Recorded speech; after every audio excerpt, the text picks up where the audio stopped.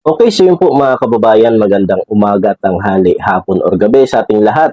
And gusto ko pong magbahagi sa inyo ng isa sa mga aktibidades ni Pangulong Bongbong Marcos. In fact, this is just a sideline activity of the President during his visit doon po sa United Arab Emirates. Ngayon mga kababayan, yung event na to, yung pakikipagpulong o pakikipag-meeting ni Pangulong Bongbong Marcos sa mga pangunahing opisyal po ng Damak Digital upang talakayin ang plano nila na mamuhunan o mag-invest dito sa Pilipinas, lalo at kabilang po ang pagtatayo ng isang data center sa Laguna. O narinig niyo po mga kababayan, ha, magtatayo ng kanilang data center sa Laguna.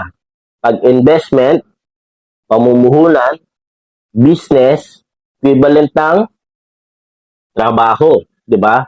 Pag may trabaho, sino po ang makakabenepisyo? Siyempre, yung mga kababayan nating mga Pilipino. So, once again mga kababayan, patuloy yung paglalabas natin o paggagawa natin ng mga content tulad nito dahil gusto nating ipakita na merong nagagawa ang administrasyon ni Pangulong Bongbong Marcos sa kabila ng lahat ng mga ingay o alingasngas sa social media, mga paninira, mga demolition job para sabihin, Marcos resign. Di ba? Okay, tuloy natin mga kababayan. Kasama ng Pangulo ang ilang miyembro ng gabinete nang makipagpulong sa official ng Damak Digital na pinangunahan ni G. Hussein Shawani, tagapagtatag at chairman ng kumpanya sa Emirates sa Palace Mandarin Oriental Hotel sa Abu Dhabi.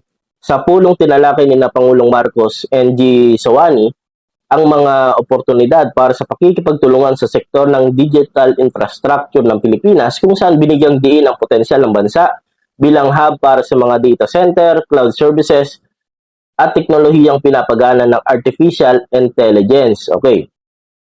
Then nagpahayag ng kagalakan si Pangulong Marcos sa planong pamumuhunan na magtatag ng pinakamalaking data center sa bansa na magpuposisyon sa Pilipinas bilang isa sa mga data center hub sa mga rehiyon. Ayan. Ginarantiyahan ng Pangulo na bibigyan ng prioridad ang Damak Digital dahil sila ay namumuhunan sa isang sektor na gustong paunlarin ng Pilipinas, yung digital infrastructure, no? Then, bahagi ng business meeting ng 2 araw na working visit ng Pangulo sa Abu Dhabi, na kinabibilangan din ng kanyang paglahok sa Abu Dhabi Sustainability Week o yung ADSW 2026 Summit at pagpirma sa Comprehensive Economic Partnership Agreement or CEPA na content na po natin kahapon. Okay.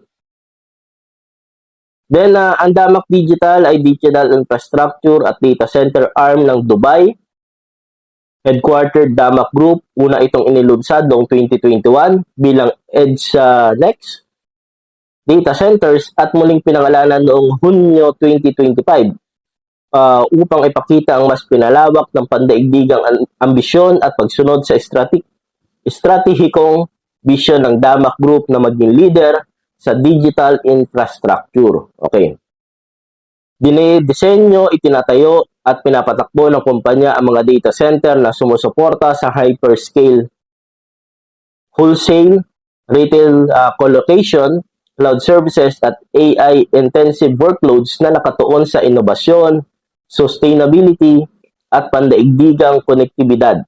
Layunin din itong magbigay ng infrastruktura na tumutugon sa pangailangan ng high-density computing at hinaharap na digital demand.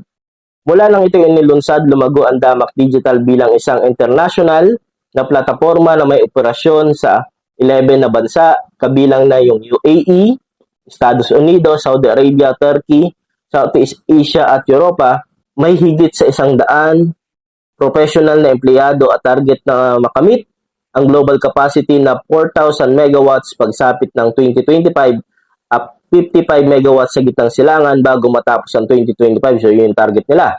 Bilang bahagi ng estratehiya nito sa Southeast Asia, nangako ang Damak Digital ng higit sa $3 billion na pamumuhunan or investment na layong makamit ang 250 megawatts na operational capacity pagsapit ng 2026. So isa lamang po ito mga kababayan sa mga nagpapatunay and gusto kong ibahagi po sa inyo sa mga nanonood dito sa ating social media platform na ang biyahe ni Pangulong Bongbong Marcos sa January 10, 11, 12, 13. So 4 na araw po, 4 days doon po sa Abu Dhabi sa UAE.